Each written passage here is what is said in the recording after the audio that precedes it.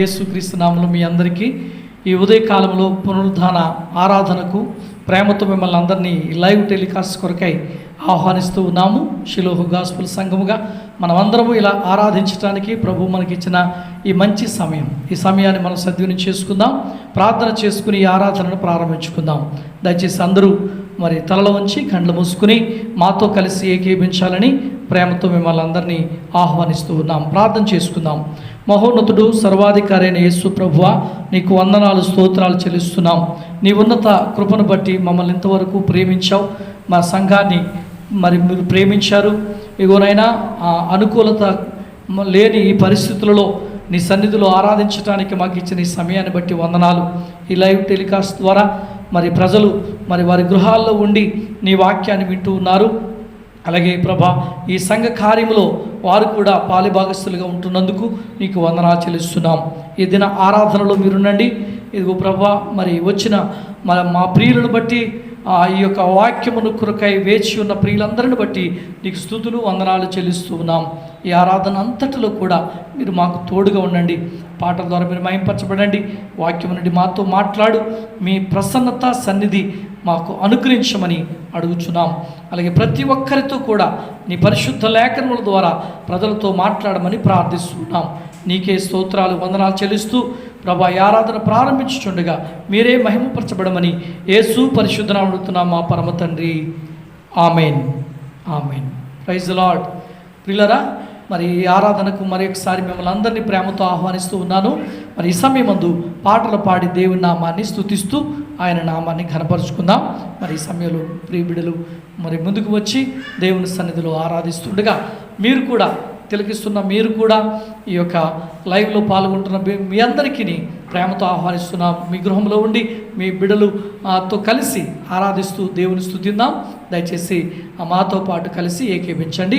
పాటలు పాడి ప్రభువుని స్తుతిద్దాం. హల్లెలూయా.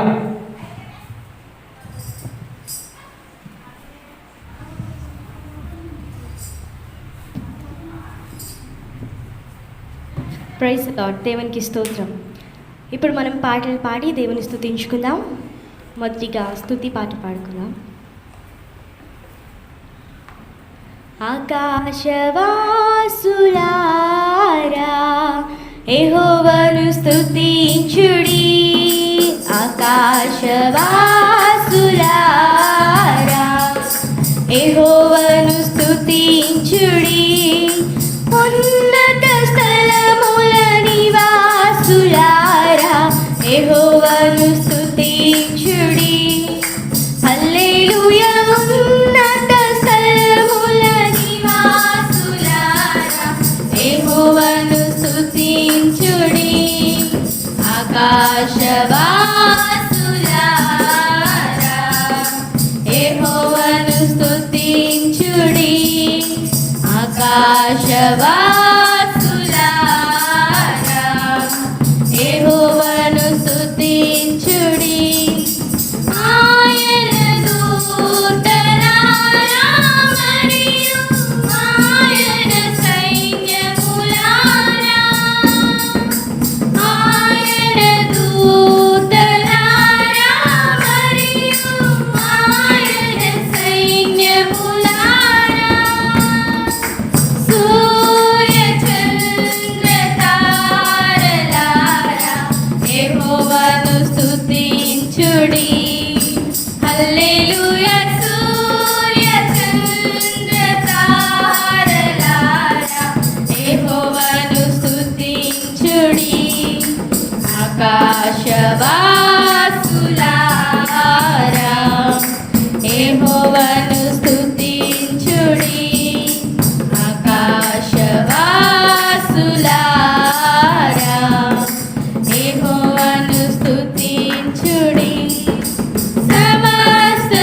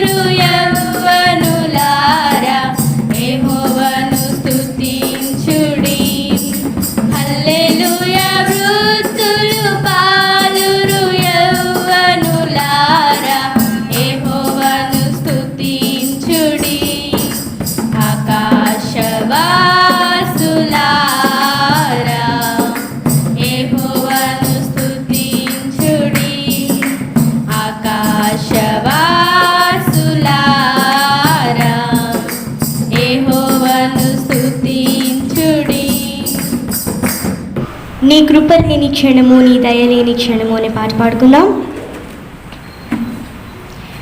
నీ కృప లేని క్షణము, నీ దయ లేని క్షణము, నేను ఊహించలేను యేసయ్యా. నీ కృప లేని క్షణము, నీ దయ లేని క్షణము, నేను ఊహించలేను యేసయ్యా. యేసయ్యా, నీ కృప నాకు చాలయ్యా. నీ కృప లేనిదే నేనుండలేనయ్యా. యేసయ్యా, నీ కృప నాకు చాలయ్యా. నీ కృప లేనిదే నేనుండలేనయ్యా. నీ కృప లేని క్షణము, నీ దయ లేని క్షణము, నేను ఊహించలేను యేసయ్యా.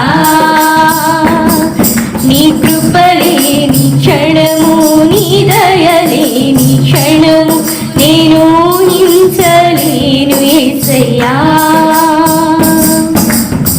మహిమను విడచి మహిలోకి దిగి వచ్చి మార్గముగా మారి మనిషిగా మార్చావు.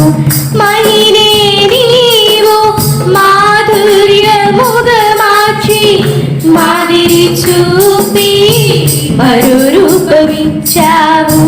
మహిమను విడచి మహిలోకి దిగి వచ్చి మార్గముగా మారి మనిషిగా మార్చావు. మహినే నీవు మాధుర్యముగా మార్చి మాదిరి చూపి మరో రూపమిచ్చావు. మహిమతో నేను మహిమను పొందా, మహిమగా మార్చింది నీ కృప. మహిమలో నేను మహిమను పొందా, మహిమగా మార్చింది నీ కృప. యేసయ్యా, నీ కృప నాకు చాలయ్యా. నీ కృప లేనిదే నేనుండలేనయ్యా. యేసయ్యా, నీ కృప నాకు చాలయ్యా. నీ కృప లేనిదే నేనుండలేనయ్యా. నీ కృప లేని క్షణము, నీ దయ లేని క్షణము, నేను ఊహించలేను యేసయ్యా. నీ కృప లేని క్షణము, నీ దయ లేని క్షణము, నేను ఊహించలేను యేసయ్యా. ఆజ్ఞల మార్గమున ఆశ్రయమును ఇచ్చి ఆపత్కాలమున ఆదుకున్నావు. ఆత్మీయులతో ఆనందింపజేసే ఆనంద తైలముతో అభిషేకించావు.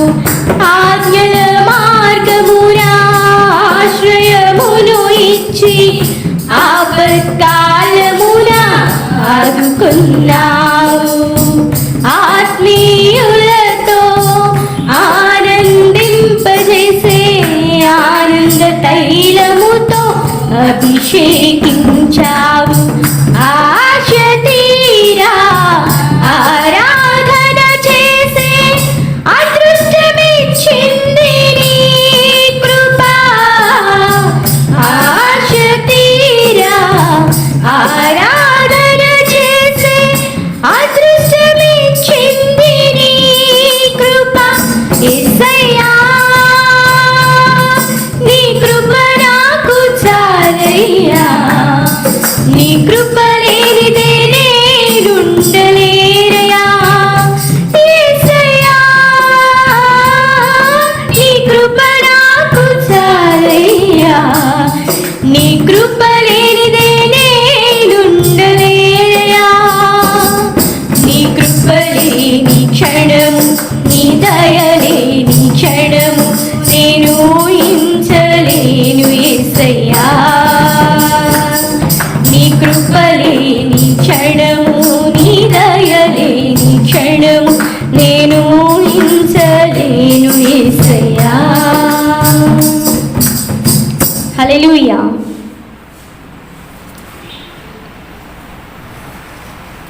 నా రూపమే ఒక ప్రత్యేకమే అనే పాట పాడుకుందాం. నా రూపమే ఒక ప్రత్యేకమే, నీ సృష్టిలో నేను ఒక భాగమే. నా రూపమే నీ ప్రతిరూపమే, దూతాళికే లేని అపురూపమే. జగతికి పునాది లేదే నీ ఊహల్లో నానే, తల్లి గర్భములో నన్ను నిర్మించినది నీవే. జగతికి పునాది లేదే నీ ఊహల్లో నానే, తల్లి గర్భములో నన్ను నిర్మించినది నీవే. నా రూపమే ఒక ప్రత్యేకమే, నీ సృష్టిలో నేను ఒక భాగమే. నా రూపమే నీ ప్రతిరూపమే, దూతాళికే లేని అపురూపమే. కలతలు నిండిన లోగిలిలో మమతల వెల్లువ నింపావు, కరుణను మరచిన నా హృదికి కలువరి సిలువను చూపావు. కలతలు నిండిన లోగిలిలో మమతల వెల్లువ నింపావు, కరుణను మరచిన నా హృదికి కలువరి సిలువను చూపావు. బాధలలో ఎలలోనా భారాల తీరానా, ప్రేమించినది నీవే, నన్ను రక్షించినది నీవే. బాధలలో ఎలలోనా భారాల తీరానా, ప్రేమించినది నీవే, నన్ను రక్షించినది నీవే. నా రూపమే ఒక ప్రత్యేకమే, నీ సృష్టిలో నేను ఒక భాగమే. నా రూపమే నీ ప్రతిరూపమే, దూతాళికే లేని అపురూపమే. తడబడు అడుగులు సరిచేసి నిలబడు బలమును ఇచ్చావు, పదిలముగా నన్ను పట్టుకొని కదలని బండపై నిలిపావు. తడబడు అడుగులు సరిచేసి నిలబడు బలమును ఇచ్చావు, పదిలముగా నన్ను పట్టుకొని కదలని బండపై నిలిపావు. పరిశుద్ధతయు నీవే, నా ప్రాణదీపం నీవే, నా పరవశమంతా నీవే, నా ప్రతికూలతలో నీవే. పరిశుద్ధతయు నీవే, నా ప్రాణదీపం నీవే, నా పరవశమంతా నీవే, నా ప్రతికూలతలో నీవే. నా రూపమే ఒక ప్రత్యేకమే, నీ సృష్టిలో నేను ఒక భాగమే. నా రూపమే నీ ప్రతిరూపమే, దూతాళికే లేని అపురూపమే. హల్లెలూయా. చివరిగా నీవుంటే నాకు చాలు యేసయ్యా అనే పాట పాడుకుందాం.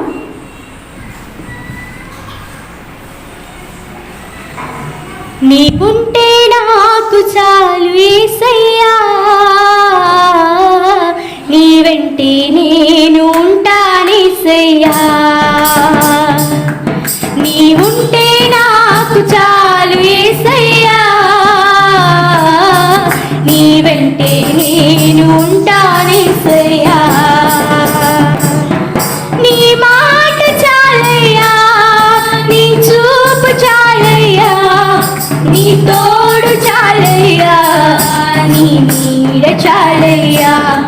నీ మాట చాలయ్యా, నీ చూపు చాలయ్యా, నీ తోడు చాలయ్యా, నీ నీడ చాలయ్యా. నీవుంటే నాకు చాలు యేసయ్యా, నీ వెంటే నేను ఉంటానేసయ్యా.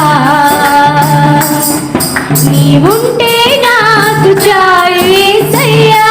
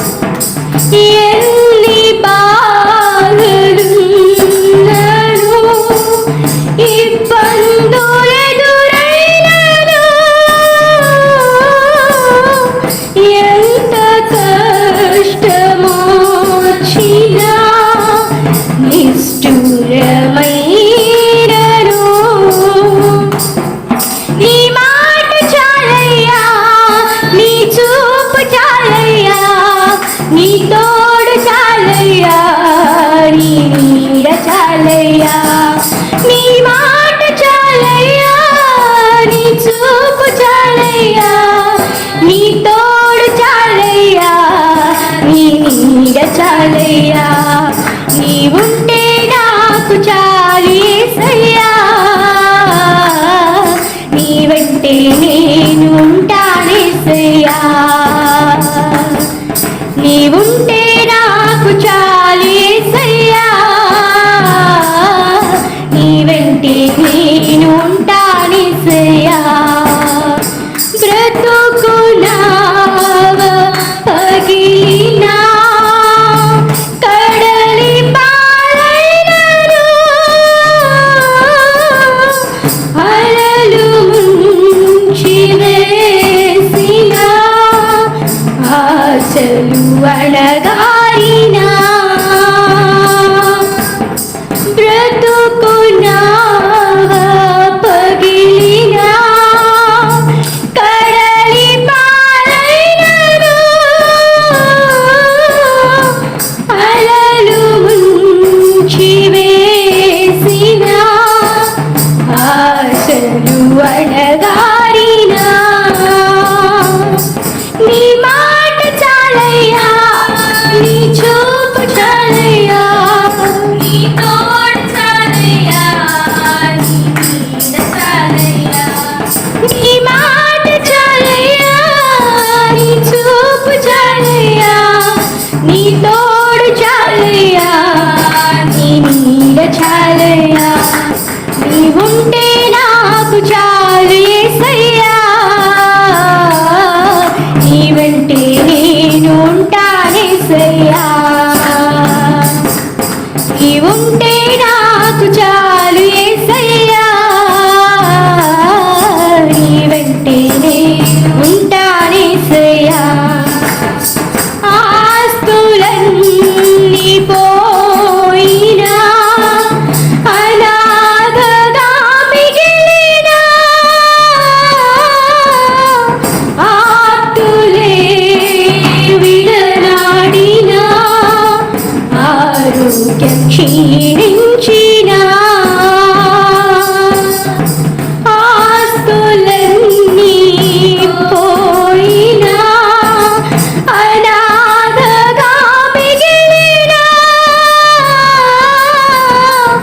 ఆప్తులే విడనాడినా, ఆరోగ్యం క్షీణించినా,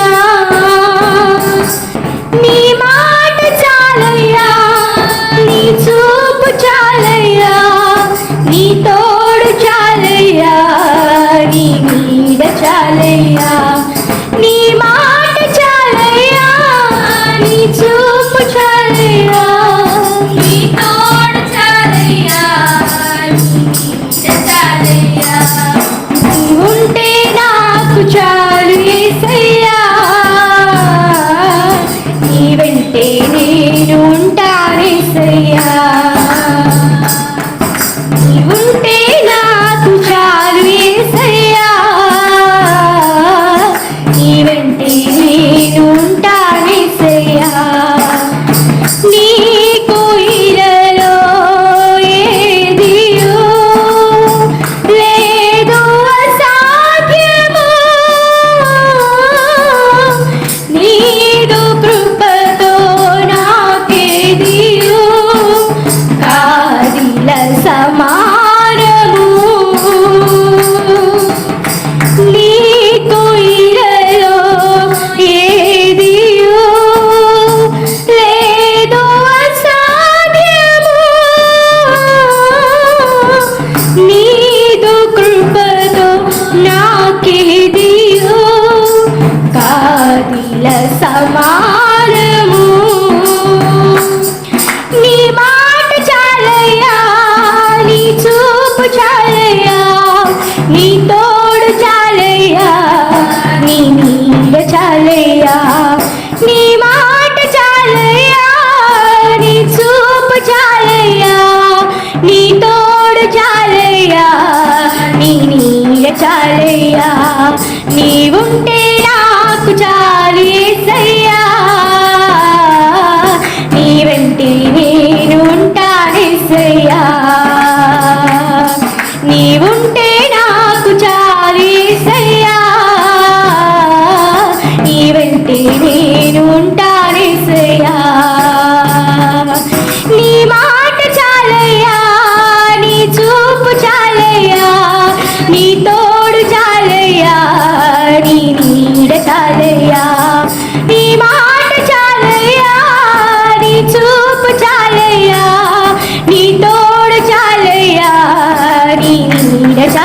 చాలయ్యా, నీ మాట చాలయ్యా, నీ చూపు చాలయ్యా, నీ తోడు చాలయ్యా, నీ నీడ చాలయ్యా, నీ మాట చాలయ్యా, నీ చూపు చాలయ్యా, నీ తోడు చాలయ్యా, నీ నీడ చాలయ్యా, నీ ఉంటే నాకు చాలు యేసయ్యా,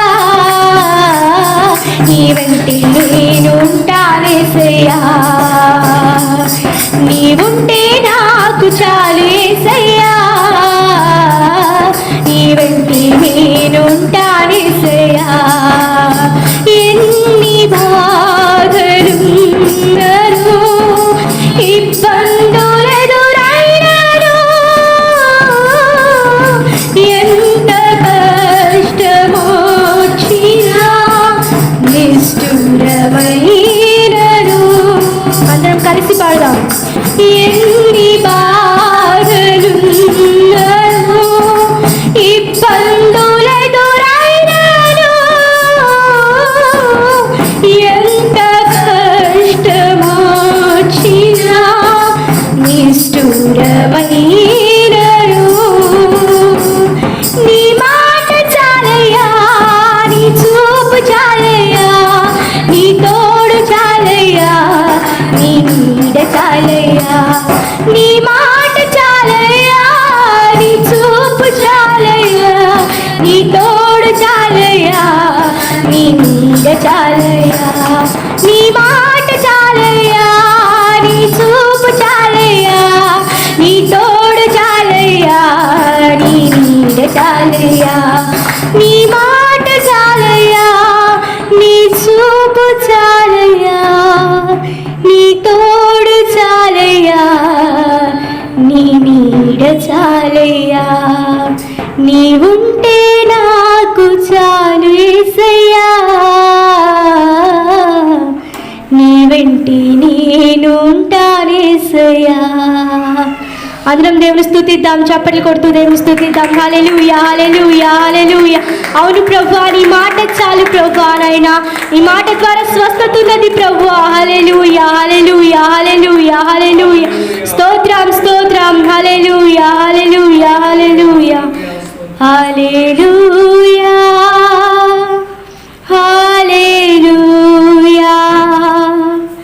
హల్లెలూయా, హల్లెలూయా,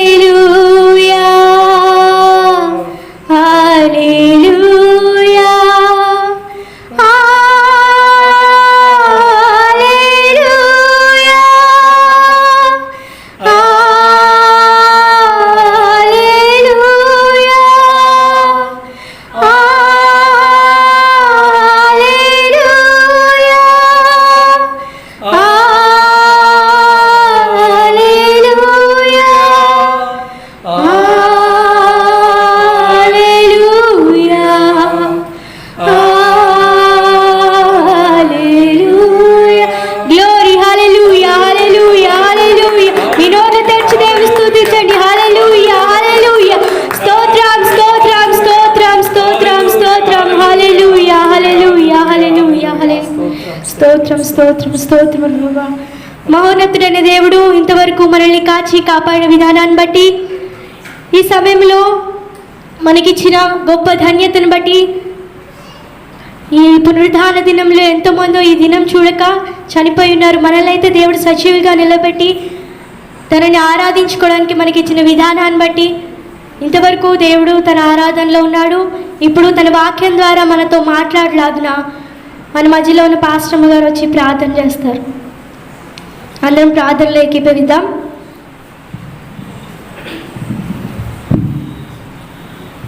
ప్రార్థన చేసుకుందాం.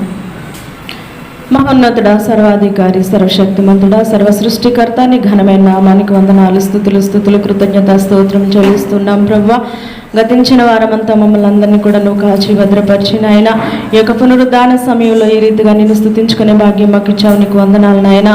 అయ్యా నాయన, నీ యొక్క నాయన సన్నిధిలో ప్రభువా అనేకులుగా కూడి నిన్ను ఆరాధించుకునే నాయన అయ్యా స్థితి లేనప్పటికీ ప్రభువా నాయన ప్రస్తుత పరిస్థితుల్లో నాయన అయ్యా ఈ రీతిగా ప్రభువా నాయన నీ ప్రజల మధ్యలోనికి నాయన నీ యొక్క నాయన వాక్యాన్ని అందించడానికి ప్రభువా ఆరాధన చేయడానికి ప్రభువా మాకు ఇచ్చిన యొక్క మార్గాన్ని బట్టి నీవు చూపించిన కృపను బట్టి నీకే వేలాది వందనాలు స్తోత్రాలు నాయన. నాయన ప్రస్తుతం ఎంతో భయంకరమైన నాయన పరిస్థితుల్లో మా దేశము నాయన, మా రాష్ట్రాలు, మా ప్రజలు మేమందరం ఉంటుండగా ప్రభు నాయన నీ యొక్క రెక్కల చాటును మమ్మల్ని భద్రపరచవు దేవా. మరి ముఖ్యంగా తండ్రి ప్రస్తుతం జరుగుతున్న యొక్క పరిస్థితులన్నిటి కూడా నాయన నీ సన్నిధిలో మేము ప్రార్థిస్తున్నాం తండ్రి.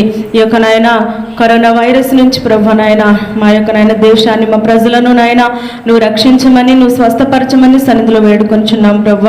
ప్రపంచ దేశాల్లో నాయన ఎంతో మంది ప్రజలు నాయన ఎంతో జ్ఞానము నాయన, ఎంతో ప్రభు నాయన ఉన్నతమైన స్థితి ఉన్నప్పటికీ ప్రభు ఈ యొక్క నాయన అయా భయంకరమైన ఈ యొక్క వ్యాధి నుండి తప్పించుకోలేని స్థితిలో ఎంతో మంది ఉన్నారు ప్రభు. నిజమే తండ్రి నాయన. అయ్యా ఈ యొక్క నాయన లోక జ్ఞానం అంతా వ్యర్థము ప్రభు నాయన. అయ్యా ప్రతి పరిస్థితిని మార్చగలిగిన దేవుడు నీవు ప్రభు. ఎందుకంటే ఈ సర్వాన్ని సృష్టించిన దేవుడు, సర్వము మీద నీకు అధికారం ఉంది ప్రభు. అయ్యా నీకు స్తోత్రం తండ్రి. యొక్క వ్యాధిని కూడా స్వస్థపరచగల శక్తి నీలో ఉంది నాయన. అయితే మేమందరము కూడా ప్రభు నాయన నీ వాక్యంలో సెలవిచ్చిన రీతిగా ప్రభు మా పాపాలు, మా తప్పిదాలు, మా దోషాలు నీ ఎదుట ఒప్పుకొని ప్రభు అయ్యాక నీరు కార్చి నీ సన్నిధిలో తగ్గించుకొని ప్రార్థించినప్పుడు ప్రభు మా దేశాన్ని స్వస్థపరుస్తానని వాగ్దానం చేసిన దేవుడవు తండ్రి. నీకు స్తోత్రం నాయన. నీ సన్నిధిలో మేము ప్రార్థిస్తూ ఉన్నాం తండ్రి నాయన. ఈ యొక్క పరిస్థితి నుండి త్వరలోనే మాకు విడుదల కలిగించమని నీ సన్నిధిలో అడుగుచున్నాం తండ్రి. మళ్ళీ యథాస్థితిలో నాయన మేమందరము కూడా సంఘముతో నాయన ప్రజలతో కలిసి ప్రభు నాయన ఆనందంతో సంతోషముతో ప్రభు నీ సన్నిధిని ఆరాధించే యొక్క గొప్ప భాగ్యాన్ని నాయన త్వరలోనే మాకు దయచేయమని సన్నిధిలో నాయన ప్రార్థిస్తున్నాను దేవా. గొప్ప దేవా, ప్రార్థన ఆలకించేవాడా నీకు వందనాలు, స్తుతులు, స్తోత్రాలు ప్రభు. ఇంతవరకు నాయన యొక్క ఆరాధనలో నాయన మీరున్నారు ప్రభు. పాటల ద్వారా నీ నామని ఘనపరిచి నామ దేవా నీకు స్తోత్రం నాయన. అయ్యా ఎక్కడ ఇద్దరు ముగ్గురు నీ నామంలో కూడి స్తుతిస్తారో వారి మధ్యలో ఉంటానని వాగ్దానం చేసిన దేవుడు అయ్యా. ఈ సమయంలో మా మధ్యలో ఆత్మస్వరూపుగానే ఉన్నందుకు వందనాలు, స్తోత్రం తండ్రి. ఆరాధనకు యోగ్యుడా నీకు స్తుతులు, స్తోత్రాలు చెల్లిస్తున్నాము. ఈ సమయంలోనైనా నీ యొక్క దాసుడు నిలబడి నీ యొక్క వాక్యాన్ని విధిచుండగా ప్రభు నీ దాసుని మీరు అభిషేకించండి తండ్రి. అయ్యా నీ ఏడంతల ఆత్మశక్తితో నాయన నీ దాసుని అభిషేకించి నాయన ఆత్మ నడిపింపును దయచేసి ప్రభు అయ్యా యొక్క వాక్యాన్ని నాయన ఎవరైతే వింటూ ఉన్నారో, ఎవరైతే యొక్క లైవ్ కార్యక్రమం ద్వారా చూస్తూ ఉన్నారో ప్రభు ప్రతి బిడ్డ హృదయంలో నాయన నీ యొక్క వాక్యం నాటబడి ప్రభు వారు ఆత్మీయంగా అభివృద్ధి చెందడానికి ప్రభు మరి ముఖ్యంగా తండ్రి నీ రాకడ నాయన అతి త్వరలో ఉన్నది కనుక ప్రభు మేమందరం కూడా నీ రాకడకు సిద్ధపరచబడ్డానికి నాయన ఈ యొక్క వాక్యం ద్వారా అందరితో మాట్లాడమని అయ్యా నీకే వందనాలు, స్తుతులు, స్తోత్రాలు చెల్లించుకుంటూ ఈ సమయం అంతా నీ చేతులకు అప్పగించుకుంటూ యేసు పరిశుద్ధ నామమున అడిగి వేడుకొంచున్నాము తండ్రి. Amen, amen. Praise the Lord. Hallelujah. అందరూ కలిసి మీ గృహాల్లో ఉన్నవారు కూడా మరి దేవుని స్తుతించాలని మనం చేస్తున్నాను. అందరం కలిసి రెండు చేతులు పైకెత్తి దేవుని స్తుతిందాం. హల్లెలూయా, హల్లెలూయా, హల్లెలూయా. దేవుని స్తోత్రం. ప్రియులరా, మరి ఈ సమయమందు దేవుని యొక్క వాక్యాన్ని మరి కీర్తన భాగము మనము ధ్యానం చేసుకుందాం. మీ పరిశుద్ధ గ్రంథములు తెరిచి దైవ గ్రంథములో 19వ కీర్తన మొదటి 14 వచనాలు మనం చదువుకుందాం. ఉత్తర పచతురులంగా ఈ భాగాన్ని మనం చదువుకుందాం. దయచేసి మరి ఈ సమయంలో మరి మా చిన్న కుమార్తె స్మైలీ ముందుకు వచ్చి ఈ యొక్క కీర్తన చదువుతుండగా మనం అందరము ఏకీభిందాం. దయచేసి మీరు కూడా మీ బైబిల్ తెరిచి 19వ కీర్తన మనము ఉత్తర పత్రులుగా చదువుకుందాం, జ్ఞాపకం చేసుకుందాం. 19వ కీర్తన మొదటి నుంచి చివరి వరకు చదువుకుందాం. ఆకాశములు దేవుని మహిమను వివరించుచున్నవి, అంతరిక్షము ఆయన చేతి పనిని ప్రచురపరచుచున్నది. వాటికి భాష లేదు, మాటలు లేవు, వాటి స్వరము వినబడదు. వాటి కొలనులు భూమి అన్నంతటా వ్యాపించి ఉన్నది, లోక దిగంతముల వరకు వాటి ప్రకటనలు బయలువెడుచున్నవి. వాటిలో ఆయన సూర్యునికి గుడారము వేసెను. అతడు తన అంతఃపురంలో నుండి బయలుదేరు పెండ్లి కుమారుని వలె ఉన్నాడు. శూరుడు పరిగెత్తనుల్లసించినట్లు తన పదము నుండి పరిగెత్తనుల్లసించుచున్నాడు. అతడు ఆకాశమున ఈ దిక్కు నుండి బయలుదేరి ఆ దిక్కు వరకు దాని చుట్టూ తిరిగి వచ్చుచున్నాడు. అతని వేడిమికి మరుగైనది ఏదీయూ లేదు. యెహోవా నియమించిన ధర్మశాస్త్రము యథార్థమైనది, అది ప్రాణమును తెప్పరిల్లజేయును.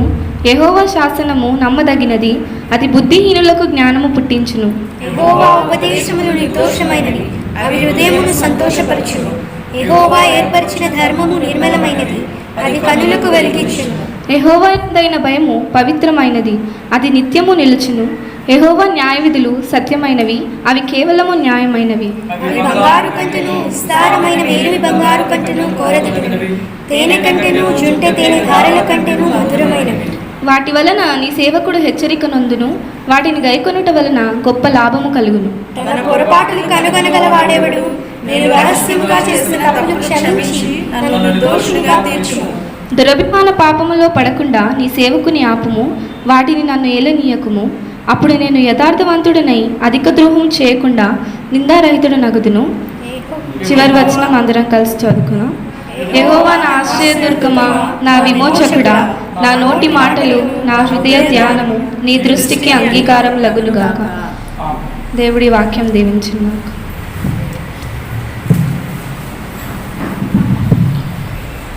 దేవునికి స్తోత్రం.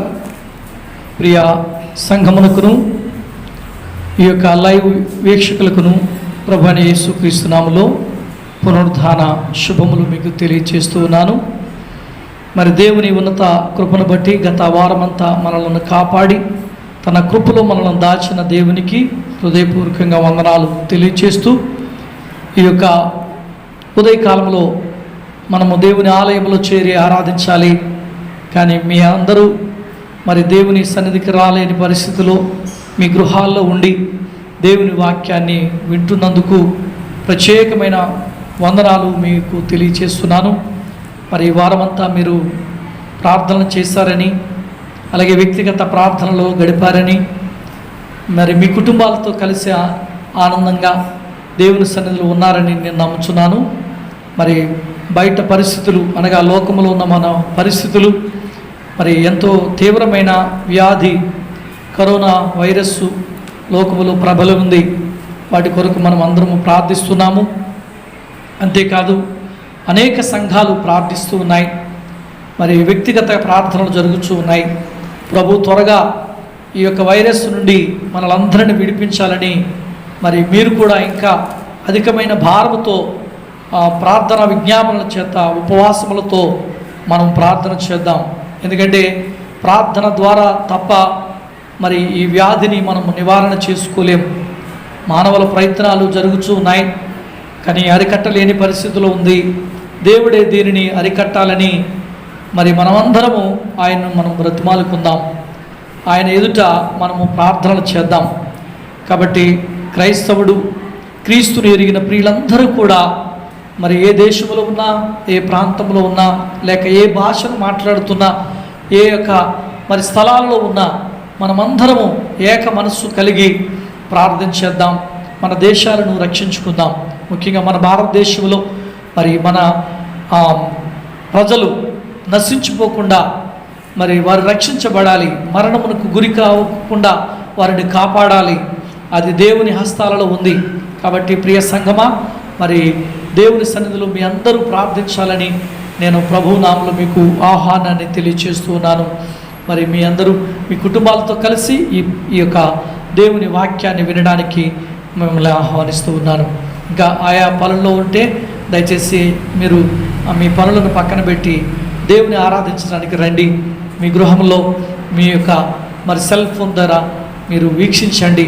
ప్రభు తప్పక ఈ ఉదయకాలంలో ఈ పునరుద్ధాన ఆరాధనలో మనందరితో మాట్లాడతాడు.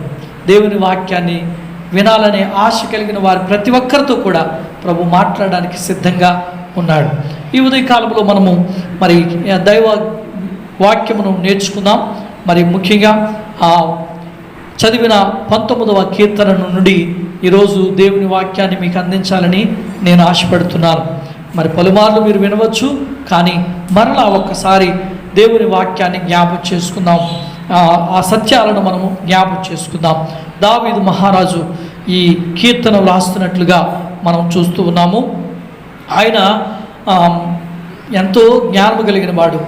తర్వాత దేవునిని ఇష్టపడి ప్రేమించిన వాడు. దేవుడు అతన్ని ఏర్పాటు చేసుకున్న వ్యక్తి దావీదు ఈ కీర్తనలో ఎన్నో అంశాలు, అనగా దేవుడు ఆయన ప్రభావమును, ఆయన శక్తిని, ఆయన వాత్సల్యతను ఎలాగ మనకు అందిస్తాడో దేవుని వాక్యంలో పొందుపరిచాడు. అంటే చాలామంది దేవుణ్ణి ఆరాధిస్తున్నారు, కానీ దేవునిగా ఆరాధించట్లేదు. అది విచారమైన విషయం. ఇప్పుడు మన జీవితంలో దేవునిగా ఆరాధించకపోతే, ఆయనను మనం మహిమపరచకపోతే మన జీవితంలో మనం ప్రక్కకు వెళుతున్నాము అనగా దైవ నియమములలో లేక దైవ సన్నిధి నుండి దూరం అవుతున్నాము అని అర్థమవుతుంది. మనం అందుకనే సత్యాన్ని అన్వేషించాలి. సత్యము మనలను స్వతంత్రులుగా చేస్తుంది. మరి దేవుణ్ణి ఎందుకు మనం నిజంగా ఆరాధించలేకపోతున్నామంటే తెలుసా తెలియక చాలామందికి తెలుసున్నట్టుగా ఉంటున్నారు. జ్ఞానం ఉంది, వారి హృదయాల్లో మంచి ఆలోచనలు ఉన్నాయి, కానీ దైవం మీద చక్కటి అభిప్రాయం లేదు. కొందరికి మాత్రమే దేవుని పైన అభిప్రాయం ఉంది. కానీ చాలామంది ఆ అభిప్రాయాన్ని కూడా లోకంలో ఉన్న జ్ఞానాన్ని బట్టి మార్చేస్తూ ఉన్నారు. సత్యము, నిత్యము, జీవమైన దేవుణ్ణి ఆరాధించటం మాని అసత్యమును ఆరాధిస్తూ ఉన్నారు. సృష్టికి ప్రతిగా సృష్టమును ఆరాధిస్తున్నారు. ఇది చాలా భయంకరమైన పరిస్థితి. ఎందుకు అంటే సృష్టికర్త అయిన దేవుణ్ణి మాత్రమే ఆరాధించుటకు మనం యోగ్యులం. మనం అందుకొరకే నిర్మించబడ్డాం. మనలను కలుగు చేసింది అందుకొరకే. దేవుడు మనలను నిర్మించింది దేవుణ్ణి మహిమపరచుటకే కానీ మరి లోకములో ఉన్న సృష్టిని ఆరాధించడానికి కాదు. దావీదు ఈ సత్యాలను చాలా క్లియర్గా సత్యాన్వేషణ చేసి మనకు బోధిస్తున్నాడు. మనం ఈ దినము ధ్యానం చేసుకుందాం. దయచేసి మీ మనస్సును దేవుని వాక్యం మీద ఉంచాలని నేను ఆశపడుతున్నాను. దైవ గ్రంథం చదువుకుందాం. చూడండి, పరిశుద్ధ గ్రంథములో ఆకాశములు దేవుని మహిమను వివరిస్తున్నాయి. ఆకాశములు దేవుని మహిమను వివరిస్తున్నాయి. అంతరిక్షము ఆయన చేతి పనిని ప్రచురపరుచుచున్నది. పగటికి పగలు బోధించుచున్నది, రాత్రికి రాత్రి జ్ఞానము తెలుపుచున్నది. వాటికి భాష లేదు, మాటలు లేవు, వాటి స్వరము వినబడదు. వాటి కన్నులు భూమి అందంతటా వ్యాపించి ఉన్నది. లోక దిగంతము వరకు వాటి ప్రకటనలు బయలు వెళ్ళుచున్నవి. ఒక్కసారి ఈ మాటను ఆలోచన చేద్దాం. ఆకాశములు దేవుని మహిమను వివరిస్తున్నాయి. దేవుని మహిమను మనము ప్రకటించాలి. సృష్టించబడిన మనము ప్రకటించాలి. సృష్టిలో ఉన్న ప్రతిదీ దేవుని మహిమపరచాలి. పైన మనం చూస్తున్న ఆకాశము దేవుని మహిమపరుస్తుందట. కానీ మనలో ఉన్న అజ్ఞానం ఏంటంటే, అజ్ఞానం అంటే కోపం వస్తూ ఉంటుంది మనకి. అజ్ఞానం అంటే నేనంత అజ్ఞానం కలిగిన వాడినా అని మనము కోపడుతూ ఉంటాం. మరి అజ్ఞానం కాకపోతే జ్ఞానం ఎక్కడ ఉందండి మనకి? పైన సృజించబడిన సృష్టికర్త అయిన దేవుడు ఆ ఆకాశమును నిర్మించాడు అని అందరికీ తెలిసినప్పటికీ, ప్రతివారు ఎరిగినప్పటికీ ఆకాశాన్ని దండం పెట్టుకుంటారు, ఆకాశమును ఆరాధిస్తారు, ఆకాశములో ఉన్న సూర్య చంద్ర నక్షత్రములను ప్రార్థిస్తూ ఉంటారు, మొక్కుకుంటూ ఉంటారు. మరి దీన్ని ఏమనాలండి? జ్ఞానం అనాలా, అజ్ఞానం అనాలా? మనము అజ్ఞానంలో ఉన్నాం, జ్ఞానం కలిగి జీవించాలి. అందుకే దేవుడు మానవులుగా మనకు ఈ పరిశుద్ధ గ్రంథాన్ని ఇచ్చాడు. ఈ సత్య వేద గ్రంథము ఏది సత్యమో, ఏది నిత్యమో, ఏది జీవమో, ఏది జీవము లేనిదో, ఏది పూజింపబడినదో, ఏది పూజింపకూడనదో ఆయన చాలా క్లియర్గా రాశాడు.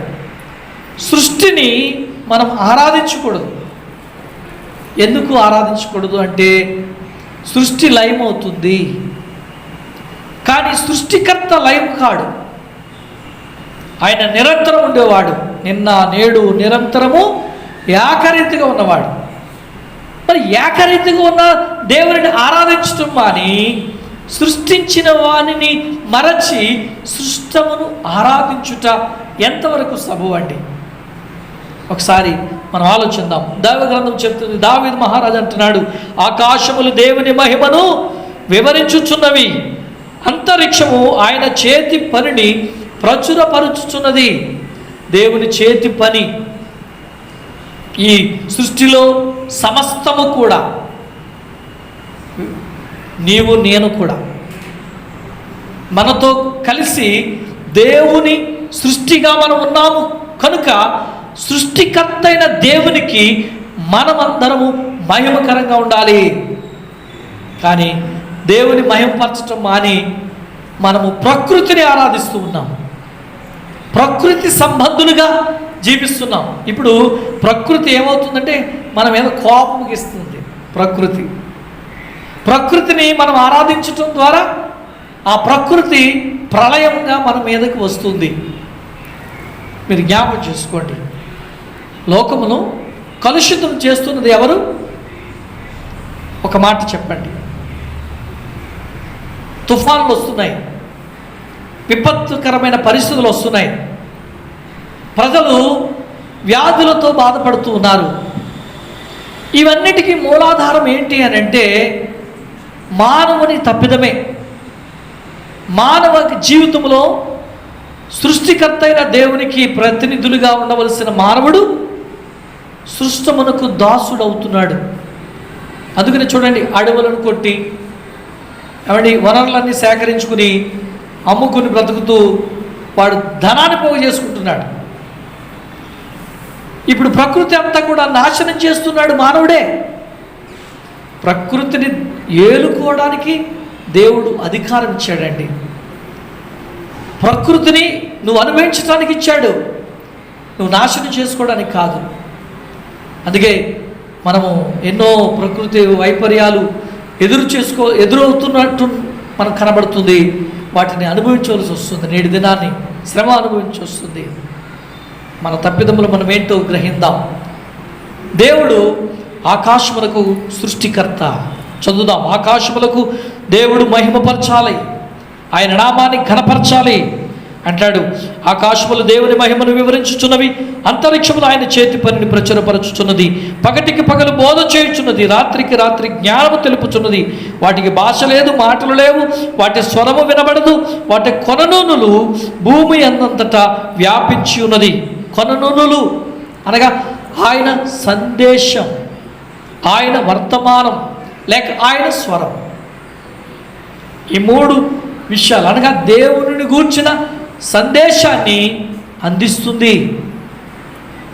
సృష్టిని చూస్తే మాటలు లేవు, భాష లేదు, కానీ అందిస్తుంది. మనం అనుకుంటాం నోరు మనకే ఉంది, మనమే మాట్లాడితే అవతల వాళ్ళు ఎలాగైనా పడగొట్టాలి అని అనుకుంటాం. మనం చాలా తెలివైన వాళ్ళు అని అవతల వాళ్ళని నాశనం చేయడానికి కొన్ని మాటలు మాట్లాడతాం. విక్రింతగా, ఎగతాళిగా, దూషణగా, అహంకారంగా, మరి చాలా జ్ఞానవంతులు మనం అనుకుని అవతల వాళ్ళని పాడు చేస్తూ ఉంటాం. మన పని అది.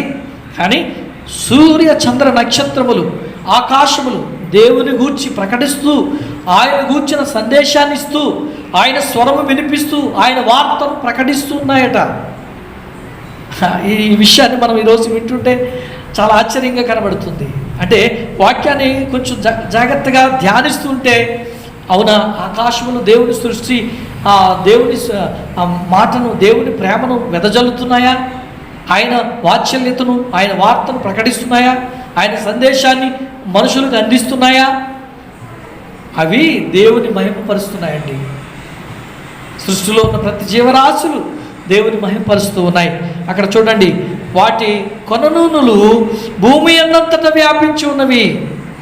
అంటే ఆయన సందేశాన్ని అందించడానికి వార్త లేక ఉపదేశమును, స్వరమును వినిపిస్తున్నాయి.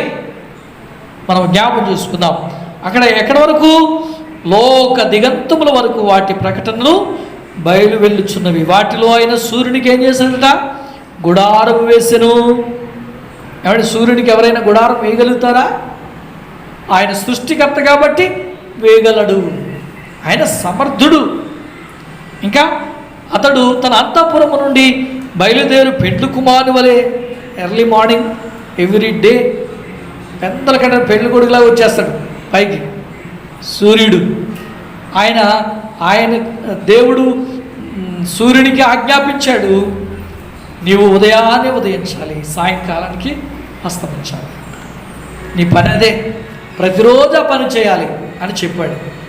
ఎప్పుడైనా ఏదైనా సరే లేటుగా వస్తుందండి సూర్యుడు. సమయానికి వస్తాడు. ఎందుకంటే దేవుడు నియమించాడు దాన్ని, దేవుడు నియమించాడు. కానీ మన వాళ్ళు ఏం చేస్తున్నారంటే చాలా జ్ఞానం కలిగిన వారు సూర్యుడిని చంద్రుడిని ఆరాధిస్తూ ఉన్నారు. సూర్యచంద్రులను దేవునిగా ఆరాధిస్తున్నారు. ఇది చాలా అజ్ఞానమని దేవుని వాక్యం చెప్తా ఉంది. అందుకని ఒకసారి దైవ గ్రంథం చూద్దాం. పరిశుద్ధ గ్రంథంలో ద్వితీయోపదేశకాండము 4వ అధ్యాయము 19వ వచనం నుండి కొన్ని మాటలు మనం చదువుదాం. దైవ గ్రంథంలో సూర్య చంద్ర నక్షత్రములైన ఆకాశ సైన్యమును చూచి మరలు కొల్పబడి నీ దేవుడైన యెహోవా సర్వాకాశము క్రిందనున్న సమస్త ప్రజల కొరకు పంచిపెట్టిన వాడు వాటికి నమస్కరించి వాటిని పూజింపకుండునట్లు మీరు బహు జాగ్రత్తగా జాగ్రత్తపడుడి. స్తోత్రం చెల్లిందాం పిల్లరా. ఈరోజు దేవుని వాక్యాన్ని నేర్చుకుందాం. ఆకాశములు దేవుని మహిమను వివరిస్తుంటే సృష్టికర్త అయిన దేవుడు ఈ సూర్యచంద్ర నక్షత్రములు చేస్తే సూర్యుడిని ఆరాధిస్తూ ఉన్నారు, చంద్రుడిని ఆరాధిస్తూ ఉన్నారు. సూర్యచంద్రులు దేవులుగా ఉన్నారని మనుషులు వారి అజ్ఞానాన్ని బయట పెడుతూ ఉన్నారు. దేవుని వాక్యం ఏం చెప్తుంది? దేవుని వాక్యం ఏంటంటే ఈ సృష్టిని దేవుడు మనకిచ్చాడండి. సూర్యుడు ఉదయించాలి. అందుకనే ఉదయకాలం మనల్ని డాక్టర్లు చెప్తారు ఏమనంటే, ఉదయకాలం సూర్యుడు వచ్చే సమయంలో 6-7 గంటల ప్రాంతంలో మీరు పైన మీ మేడ పైన లేక కొంత ఎండ తగిలే ప్రాంతంలో ఉండండి. అక్కడ డి విటమిన్ దొరుకుతుంది, మీకు మీ ఎముకలకు బలం వస్తుంది అని డాక్టర్లు చెప్తూ ఉంటారు. మనం ఇంట్లోనే ఉంటాం కదా, ఇంట్లో ఉంటే ఏమవుతుందో తెలుసా? మన ఎముకలకు బలం తగ్గిపోతుంది, డి విటమిన్ తగ్గిపోతుంది. పైన సూర్యుడు ఉదయిస్తాడు, ఉదయకాలమున వెళ్ళి అక్కడ నిలబడు, ఆ సూర్యకిరణాలు నీ మీద పడితే నీకు ఆ డి విటమిన్ అందుతుంది. అంటే సూర్యుడు ఏమి ఇచ్చాడు? దేవుడు విటమిన్లు కూడా పెట్టాడు. మనకు ఆరోగ్యాన్ని ఇవ్వడానికి పెట్టాడు. మనకు సూర్యరశ్మి ద్వారా చెట్లు వృక్షములు ఫలభరితమైన ఫలాలు ఇవ్వాలని కోరాడు. దేవుని ఉద్దేశం అది. ఆ చెట్లు ఫలిస్తే, ఆ సూర్యరశ్మి వల్ల ఫలిస్తే, ఆ ఎండ తీవ్రత వలన ఫలిస్తే అది మనకు ఆరోగ్యం, మంచి ఫలాలు ఇస్తాయి. అవి తినాలి, మనం జీవించాలి. జీవమునివ్వడానికి మనకి ఇచ్చిన ఆ సూర్యచంద్ర నక్షత్రములండి. మనమేమో వాటిని పూజిస్తూ ఉన్నాం. ఇక్కడ వాక్యంలో చెప్తున్నాడు, ద్వితీయోపదేశకాండములో చాలా క్లియర్గా చక్కగా చెప్తున్నాడు. సూర్యచంద్ర నక్షత్రములైన ఆకాశ సైన్యములు చూచి మరులు కొలపబడకండి. మీరు మరులు కొలబడుతున్నారు దేవుడని అనుకుంటున్నారేమో. కాదు, దేవుడు కాదు. సూర్యుడు చంద్రుడు దేవుడు కాదు. దాన్ని సృజించిన వాడు దేవుడు, సృష్టికర్త అయిన. ఇంకా దేవుని వాక్యం చూద్దాం. నీ దేవుడైన యెహోవా సర్వాకాశములు క్రిందనున్న సమస్త ప్రజలకు కొరకు పంచిపెట్టిన వాటికి నమస్కరించి వాటిని పూజింపుకుండునట్లును మీరు బహు జాగ్రత్త పడండి. దేవుని ప్రియులారా, సృష్టిని ఆరాధిస్తున్న వారులారా, సృష్టికర్తను మరిచి సృష్టిని పూజిస్తున్న వారులారా, మీరు జాగ్రత్త పడండి. మనం జాగ్రత్త తీసుకోకే ఇలాగైంది. జాగ్రత్తగా ఉంటే ఇప్పుడు అంటున్నాం, ప్రమాదం పొంచేసిన తర్వాత ఇంట్లోనే ఉండండి, బయటికి వెళ్ళకండి, చేతులు శుభ్రంగా కడుక్కోండి, మరి మంచి ఆహారాన్ని తినండి, యోగ్యమైన వారిగా ఉండండి, 3 ఫీట్లు దూరంగా ఉండండి అని ఇప్పుడు చెప్తున్నాం. దేవుని వాక్యం చెప్తా ఉంది.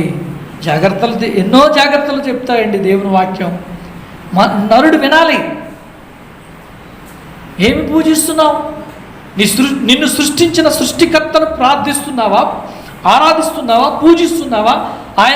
ఆయన సన్నిధిలో మరి నిత్యము దేవునికి కనబడుతున్నావా? ఏం చేస్తున్నారు? మన జ్ఞానం ఎక్కడి వరకు ఉంది? దేవుని వాక్యం చెప్పు, మీరు జాగ్రత్త పడండి. వాటిని నమస్కరించకుండా, వాటి వైపు మరులు కొలుపు పడకుండా మీరు జాగ్రత్త పడండి అని దేవుని వాక్యం హెచ్చరిక చేస్తుంది. అందుకే ఆకాశములు దేవుని మహిమను వివరిస్తున్నాయి, అంతరిక్షం ఆయన చేతి పనిని ప్రచురపరుస్తున్నాయి, పగటికి పగలు బోధ చేస్తున్నాయి, రాత్రికి రాత్రి జ్ఞానము తెలుపుతున్నాయి.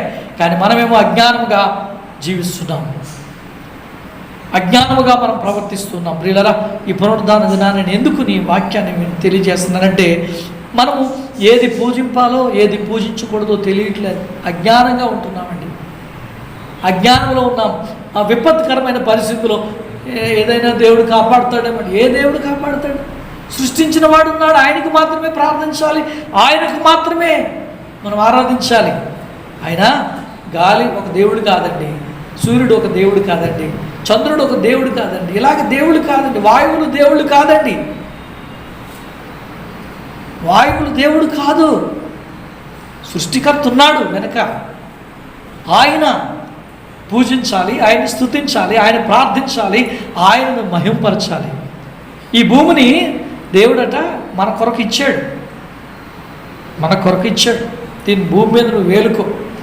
ఆదామవ్వలను కలుగు చేసి వాళ్ళకి చెప్పాడు, ఇదిగో ఈ భూమి నీకు ఇస్తున్నాను, దీంట్లో అన్నీ నీ కొరకే, నువ్వు అనుభవించు, వృక్షఫలను అనుభవించు, నీటిలో ఉన్న చేపలను భుజించు, నీ కొరకు అన్నీ కూడా సిద్ధపరచబడ్డాయి, వాటిని ఏలు, అధికారం ఇచ్చాడు. ఒక మాటలో చెప్పాలంటే, అధికారం ఇచ్చిన దేవుడు సర్వ సృష్టికర్తని మనం జ్ఞాపం చేసుకోవాలి. అయితే మనం చేస్తున్న తప్పిదం ఏంటంటే, సూర్యుని వైపు, చంద్రుని వైపు, లేక భూమి మీద ఉన్న కొన్ని సృష్టిలో ఉన్న వాటి వైపు తిరుగుతూ వాటి వెంబడి వెళ్ళి ఒక చెట్టు దేవునిగా, పుట్ట దేవునిగా ఆరాధిస్తూ ఉన్నాం. ఇది మనలో ఉన్న అజ్ఞానం అండి. మనము అజ్ఞానంలో ఉండకూడదు. దైవజ్ఞానం దేవుడు మనకి ఇచ్చాడు, దేవుని మాత్రమే ఆరాధించాలని వాక్యము సెలవిస్తూ ఉంది.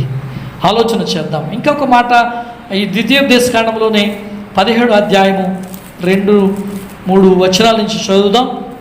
ద్వితీయోపదేశకాండము 17వ అధ్యాయం. నీ దేవుడైన యెహోవా నిబంధనను మీరి ఆయన దృష్టికి చెడ్డదానిని చేయుచు నేను ఇచ్చిన ఆజ్ఞకు విరోధముగా అన్య దేవతలకు అనగా సూర్యునికైనను చంద్రునికైనను ఆకాశ నక్షత్రములకైనను దేనికైనను నమస్కరించి మ్రొక్కు పురుషుడే గాని స్త్రీయే గాని నీ దేవుడైన యెహోవా నీకిచ్చుచున్న నీ గ్రామములో దేని యందైనను నీ మధ్య కనబడినప్పుడు అది నీకు తెలుపబడిన తరువాత నీవు విని బాగుగా విచారణ చేయవలెను.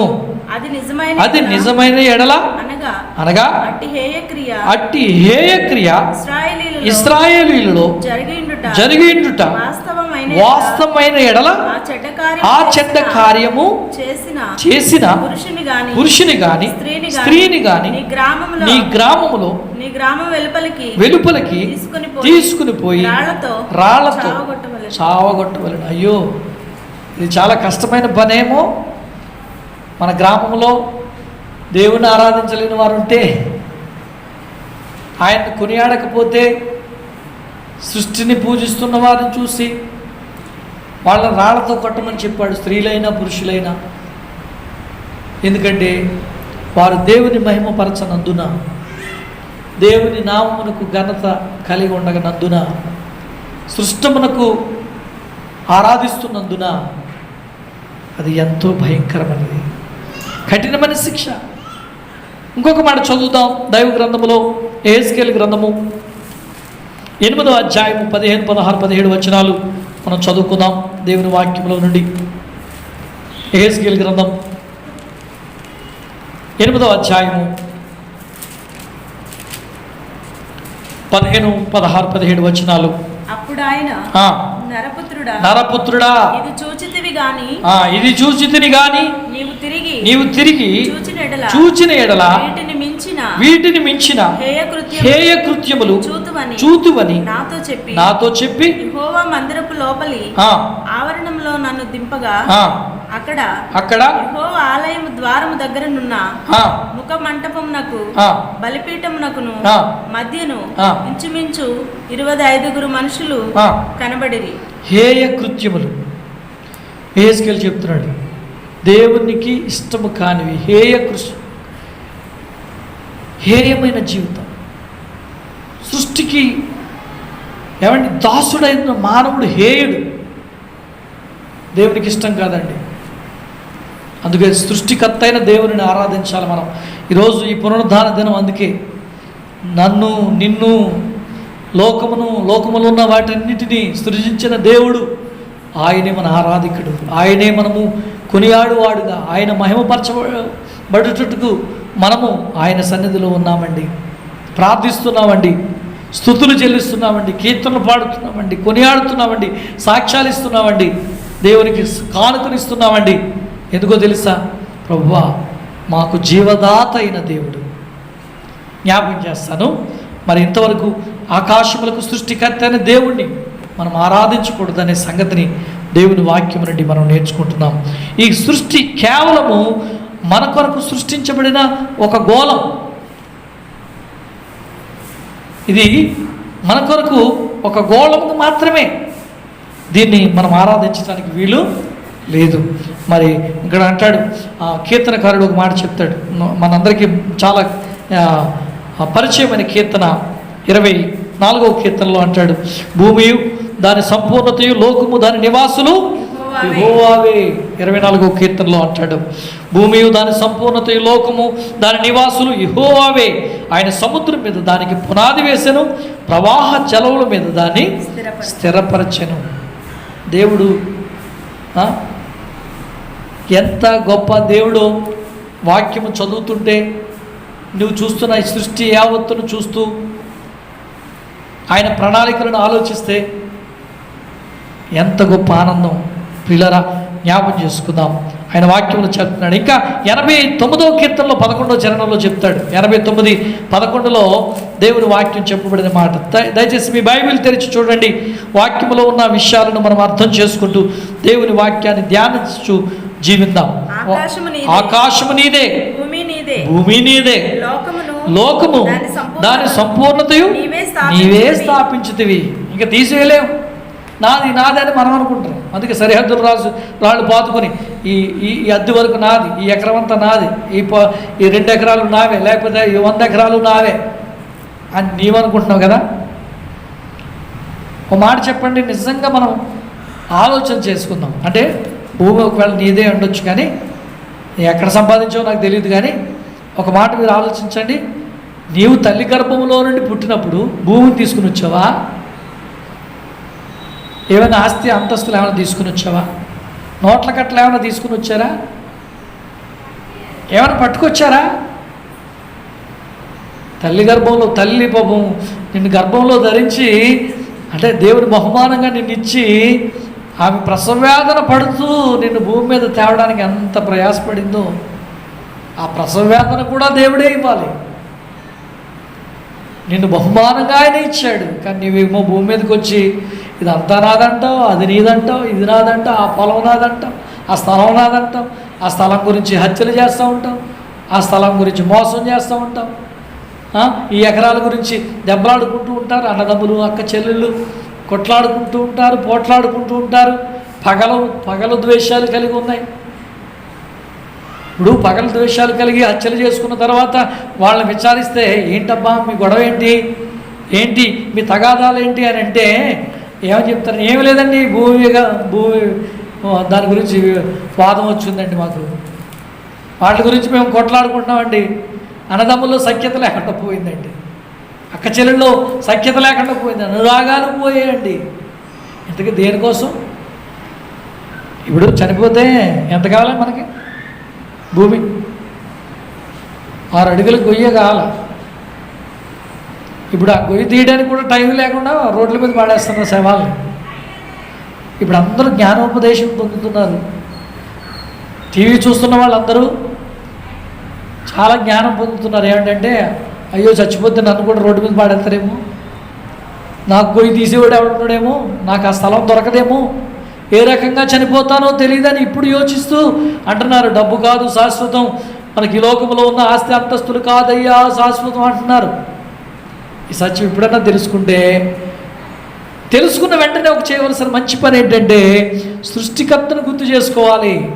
చనిపోయిన తర్వాత 2 మార్గాలు, ఒకటి నిత్య జీవం, ఒకటి నిత్య నరకం. ఎక్కడికి వెళ్తావు? నీ దేహం మట్టికి వెళ్ళాలి కంపల్సరీ, అది కాల్చో పూడ్చో ఏదో చేయాలి తప్పనిసరిగా. నువ్వు మట్టికి వెళ్ళాలి తప్పనిసరిగా, ఎందుకంటే నీ దేహం మట్టి. నువ్వు రిక్సానా సబ్బు పెడతావు, లేకపోతే లిరిలు పెట్టి గట్టిగా తోముకున్నా ఇది మట్టి దేహమే, సాయంకాలానికి మురికే. ఈ దేహము మట్టితో ఉంది, కానీ నీలో ఉన్నది జీవాత్మ, అది దేవునిది. జీవమునిచ్చిన దేవుడు నీకు కర్త అయి ఉండాలి. అందుకే ఏది నీది ఆయన చెప్పగలుగుతున్నాడు దేవుడు. ఇదిగో ఆకాశము నీదే, భూమి నీదే, లోకము దాని పరిపూర్ణతయు నీవే స్థాపించితివి, ఉత్తర దక్షిణములు నీవే నిర్మించితివి. ఉత్తరము దక్షిణము నీవే నిర్మించావు సృష్టిని. అందుకనే కొననూనులు అంటే దేనికి సూచనది? ఆయనను గూర్చి చెప్తుంది. నువ్వు ఎటు చూసిన ఆకాశాన్ని క్రిందకి వంగునట్టుగా ఉంటుందండి. నువ్వు ఎక్కడికి వెళ్ళినా సరే, అమెరికా వెళ్ళు, ఆస్ట్రేలియా వెళ్ళు, మద్రాసు వెళ్ళు, ఇంకెక్కడికైనా వెళ్ళు, ఆకాశము ఆ కింద భూమిని తాకినట్టుగా ఉంటుంది. దేవుని వార్తను చెప్తుంది, ఆయన ప్రభావాన్ని చూపిస్తున్నాయి, ఆయన మహిమను తెలియచేస్తున్నాయి, ఆయన చేతి పనిని ప్రచురపరుస్తుంది. ఇంత గొప్ప దేవుడా, సృష్టికర్త అయిన వాడు, మనకు జీవదాత. అయితే దీన్ని మనకిచ్చాడు. ఎలా ఇచ్చాడని నేను ఒక మాట చెప్తాను, మీరు జ్ఞాపకం చేసుకోండి. ఎందుకు ఇచ్చాడు అంటే, ఒక రైతు ఉన్నాడు, తన పొలాన్ని కౌలుకిస్తాడు. ఇప్పుడు మన పరిస్థితి అదే. ఆ కౌలుకిచ్చిన రైతుకి మళ్ళీ ఇచ్చేయాలి, మనం ఉంచుకోవడానికి లేదు. నువ్వు కొంతకాలం పండించుకోవాలి, భుజించాలి, తర్వాత మళ్ళీ రైతు అడుగుతాడు నిన్ను. తప్పకుండా రైతు చెప్తాడు, పలానా ఆ పొలం నాకు స్వాధీనపరచాలంటాడు. నువ్వు అదే పని చేయాలి. చెప్పండి, ఇప్పుడు మనం శాశ్వతంగా ఉన్నామా? ఏది? అందుకనే మీరు జ్ఞాపకం చేసుకోండి, వాక్యంలో సెలవిస్తుంది. అంటాడు, ఆకాశము నీదే, భూమి నీదే, లోకము దాని పరిపూర్ణత నీవే స్థాపించితివి, ఉత్తర దక్షిణములు నీవే నిర్మించితివి. నీవే దేవుడు. నీ జీవమును పోసుకుని బ్రతుకుతున్నాం మేము. నీ జీవాన్ని జీవింపచేసి మాలో ఉంచి నువ్వు జీవింపచేస్తున్నావు. కాబట్టి నీకు వందనాలయ్యా అని దేవునికి మనం కృతజ్ఞతాస్తుతులు చెల్లించాలి. వాక్యంలో మనం ఇంకా కొన్ని విషయాలు ఉందాం, ఎందుకంటే యజమానుడు ఆయనే. దీని యజమానుడు దేవుడే, సృష్టికర్త అయిన దేవుడే, యాజమాన్యమును కలిగి ఉన్నాడు. మనం ఎవరమంటే గృహ నిర్వాహకులం. చెప్పండి, ఎవరో? గృహ నిర్వాహకులం. ఈ గృహం ఎవరిదండి? పలానా వారిదండి, దాన్ని వారు నిర్వహిస్తున్నారు. ఇప్పుడు మనము భూలోకంలో గృహ నిర్వాహకులం, అంతే. యజమానుడు ఉన్నాడు దీనికి, ఆ యజమానుడికి మనము అప్పగించాలి. ఆ యజమానుడే సృష్టికర్త అయిన దేవుడు. మనము గృహ నిర్వాహకులం. ఇచ్చిన పనిని జాగ్రత్తగా చేయాలి, మన పని అది. ఈ ఆకాశం క్రింద దేవుడు మనల్ని ఉంచాడు, సర్వ సృష్టిని మనకిచ్చాడు. ఆదామములు ఆదికాండం 1వ అధ్యాయం 1 నుండి 16 వచనాల వరకు చదవండి. సమస్త సృష్టిని ఆయన చేసి మనకిచ్చాడు. మనం వీటిని వేలుకోవాలి. యజమానుడు అడుగుతాడు, ఆయనకి లెక్క చెప్పాలి. మనం గృహ నిర్వాహకులం, అంతే. అందుకే ఇంకా కొన్ని వాక్యాలు మనం చదువుదాం. ఒకవేళ అర్థం అవ్వాలంటే దేవుని వాక్యాన్ని చదవాలని మరొకసారి మనం చేస్తున్నాం. దావీదు చక్కటి ప్రార్థన చేస్తూ ఉంటాడు. ఆ ప్రార్థన దినవృత్తాంతాల గ్రంథంలో చాలా అద్భుతమైన మాటలు రాశాడు. ఒకసారి ఆ మాటలు చదువుకుందామా? 29వ అధ్యాయము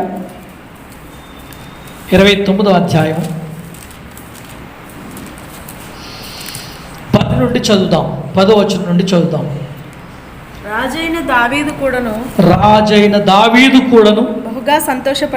బహుగా సంతోషపడి సమాజము సంపూర్ణముగా ఉండగా యెహోవాకు ఇట్లు స్తోత్రము చెల్లించెను. మాకు తండ్రిగానున్న ఎవరు? దేవుడు ఏమంటున్నాడు? మాకు తండ్రిగా ఉన్న ఇశ్రాయేలు దేవా యెహోవా నిరంతరము నీవు ఎవరు? స్తోత్రార్హుడు.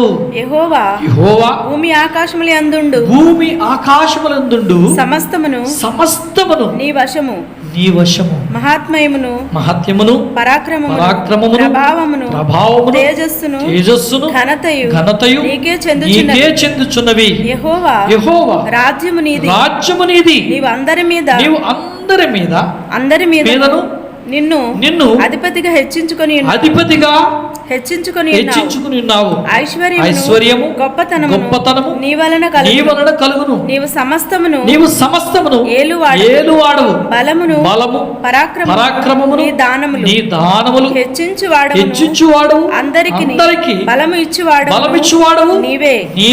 మా దేవా మేము నీకు కృతజ్ఞతాస్తుతులు చెల్లించుచున్నాము. ప్రభావము గల నీ నామమును కొనియాడుచున్నాం. వింటున్నారా? దేవుని పిల్లలు విన్నారా? చాలా జాగ్రత్తగా వినాలి. మనం ఎందుకు కొరకున్నాము? దావీదు మహాగరుడుగా ఉన్నాడు, గొప్ప రాజు. కానీ ఆయన చేస్తున్న ప్రార్థన, నీకు స్తుతులు చెల్లిస్తున్నాం. నీవు మాకు తండ్రిగా ఉన్నావు. మహత్యము నీదే, పరాక్రమము నీదే, ఐశ్వర్యము గొప్పతనము నీదే, సమస్త ఏలుబడి పరాక్రమం మొత్తం నీదే, నీదానములే. మనం ఏమంటాం? నాది నాది నాది అంటూ ఉన్నాం. నీదే అంటున్నాం. నరుక్కుని కొట్టుకుని చంపుకొని చచ్చిపోతుంది. మంది కాదండి, తల్లి గర్భం నుండి ఏమీ తీసుకురాలేదు. దిగంబరిగా వచ్చాం. అందుకని యోబు గురించి చెప్తే, యోబు ఊజు దేశంలో అంత ఉన్నతమైన వాడు ఇంకెవరు లేరు, చాలా ధనవంతుడు. కానీ ఏనాడు ఆ ధనాన్ని గురించి ఆలోచించలేదు ఆయన. అందుకే శ్రమ కలిగినప్పుడు, బాధించబడినప్పుడు, శోధించినప్పుడు, ఇబ్బందులు కలిగినప్పుడు ఆయన చేసిన పని ఏంటంటే తెలుసా? ఇది యెహోవా ఇచ్చాడు, యెహోవా తీసుకున్నాడు, యెహోవా నామమునకే మహిమ అన్నాడు. ఇప్పుడు నీవు నేను అనలేం. అందుకే మనకి బెంగ ఎక్కువ. బెంగ అంటే ఈ ఆస్తి గురించి, ఈ ధనం గురించి, అంతస్తుల గురించి, ఈ పిల్లల గురించి, మనం సంపాదించుకున్నవన్నిటిని గురించి చాలా విచారిస్తూ ఉంటాం కదమ్మా. ఇప్పుడు చూసిన పిల్లోడు ఏమైపోతాడో, ఈ ఆస్తి అంతా ఏమైపోద్దు, ఈ అంతస్తులన్నీ ఏమైపోతాయో, నేను సంపాదించుకున్నవన్నీ ఏమైపోతాయి, పట్టుకెళ్తారా? ధనము విడిచి వెళ్ళిపోతారండి. వందల మంది, వేల మంది చనిపోతున్నారు. ఇప్పుడు ధనాన్ని కాపాడుకోవడానికి ప్రయత్నం ఎవ్వరూ చేయట్లేదు. ప్రాణాన్ని కాపాడుకోవడానికి ప్రయత్నం చేస్తున్నారు. ప్రాణము దేవునిది, నీ జీవము దేవునిదైనది. అందుకే జీవమునిచ్చిన దేవుని ఆరాధించాలి. అదే పని దావీదు చేస్తున్నాడు. నేను అంటాను, మంచి గృహ నిర్వాహకుడు అండి దావీదు. అందుకే తనకు అప్పగించిన దాన్ని ఆ బాధ్యతగా పనిచేశాడు, దేవుని మహింపరిచాడు. ఏ పని చేసినా ప్రభువా నీ చిత్తం, నీకు స్తోత్రం, కృతజ్ఞత చెప్తూ ఉండేవాడు. 103వ కీర్తనలో చెప్తాడు కదా, నా ప్రాణమా యెహోవాను సన్నిధించు, నా అంతరంగమున సమస్తమా ఆయన పరిశుద్ధ నామమును సన్నిధించు. నా ప్రాణమా యెహోవాను సన్నిధించు, ఆయన చేసిన ఉపకారములు దేనిని మర్చిపోకు. ఎందుకంటే ఆ ప్రార్థన కీర్తన క్రైస్తవ లోకానికి ఎందుకండి అంత గొప్ప కీర్తన అంటే, ప్రాణదాత దేవుడు, సృష్టికర్త అయిన దేవుడు, ప్రభువైన యేసుక్రీస్తు, ఆయన తప్ప మనకి ఎవరు లేరు. అందుకే ఆయనను ఆరాధించాలి, పూజించాలి, స్తుతించాలి. ఆయన కాక సృష్టిని కాదు పూజించొద్దు, సృష్టిని ఎన్నడూ పూజించొద్దు. అవి లైవ్ అవుతుంది, మనతో పాటు లైవ్ అవుతున్నాయి. ఇప్పుడు పురాతనమైన చెట్లు ఉన్నాయండి, పెద్ద పెద్ద వృక్ష ఫలాలు ఉన్నాయి. ఎంతకాలం ఉంటాయి? ఏదో కొన్ని రోజులకి ఏ గాలివానకు వచ్చి పడిపోవాలి, తప్పకుండా అది కొంతకాలం ఉంటుంది భూమి మీద, తర్వాత లైవ్ అవుతుంది. అలాగే ఆకాశము భూమిని కూడా దేవుడు ఒక చాపను చుట్టినట్టు చుట్టి పారేస్తాడు. మన కొరకు క్రొత్త ఆకాశం, క్రొత్త భూమి ఉంది. దాని కొరకు ప్రయత్నం చేయాలి. హల్లెలూయా. మనం ప్రయత్నం చేసే దాని కొరకే.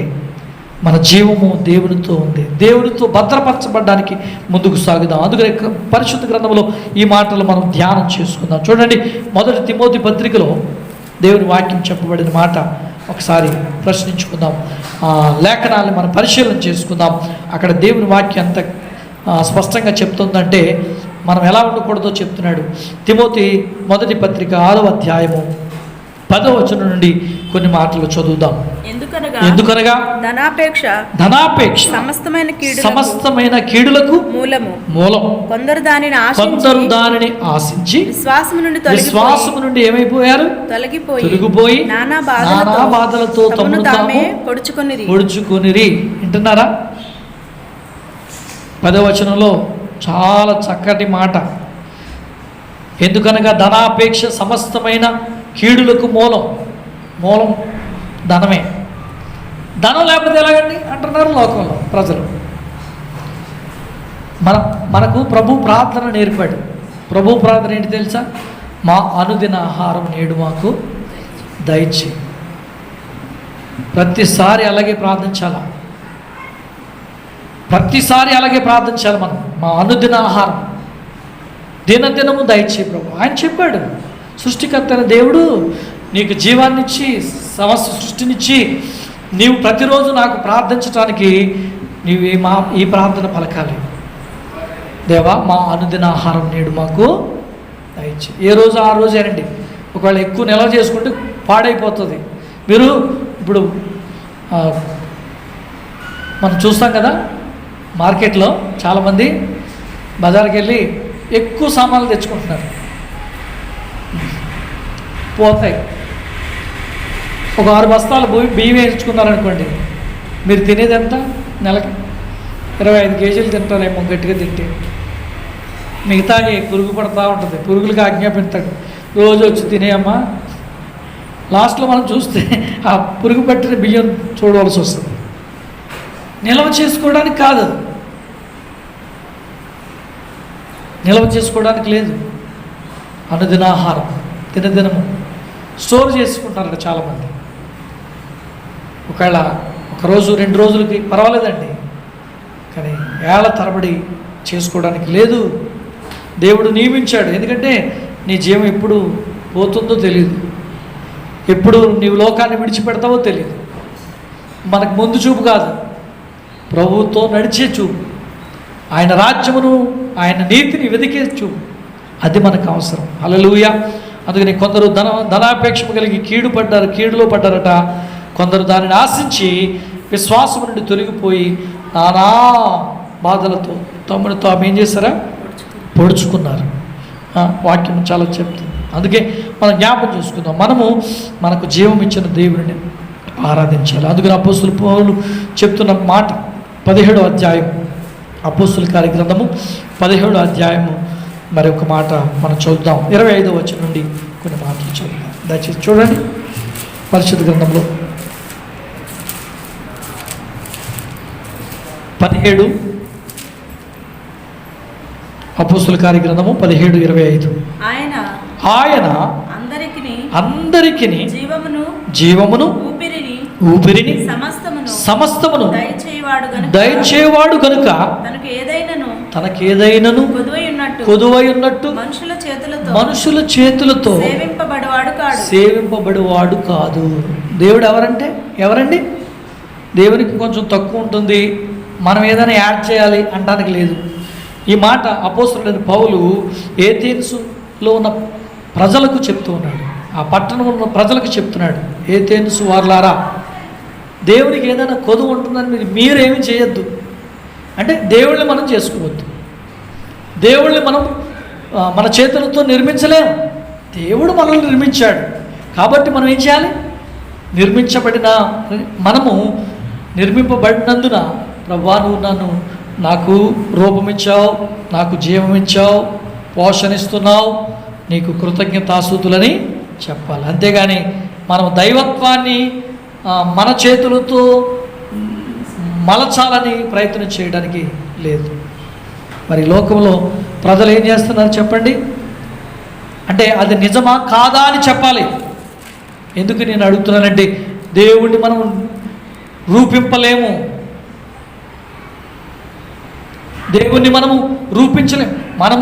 మన జీవానికి కావలసింది సమకూర్చుకోలేకపోతున్నామండి. కష్టపడి పని చేస్తేనే కానీ జీతం రాదు. ఆ జీతం ఎందుకు? మన జీవనానికే. ఇక్కడ ఆలోచించండి. ఏ తెలుసు వర్లారా, మీతో నీ మాటలు నేను చెప్తున్నాను, మీరు జ్ఞాపకం చేసుకోండి. అక్కడ అంటాడు, ఆయన మనకు జీవం ఇచ్చాడు, ఆయన ఊపిరి మనకిచ్చాడు, దయచేశాడు.